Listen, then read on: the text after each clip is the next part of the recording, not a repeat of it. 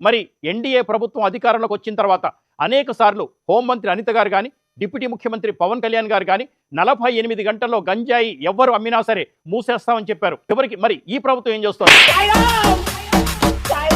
అసలు ఈ కామాక్షి ఎవరు? ఈమెకు అండగా ఉంటుంది ఎవరు? ఏం జరిగింది? ఏం జరుగుతోంది?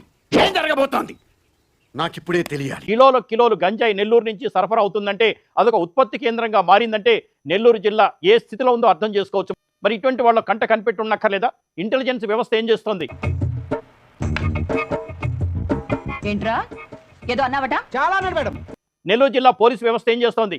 ఇంత కిలోలు గంజాయి స్కూల్ పిల్లలకు అలవాటు చేసి, పెద్దవాళ్ళకి అలవాటు చేసి, ఇది బిజినెస్గా పెట్టుకున్న ఈ డాన్లు ఎవరు అసలు?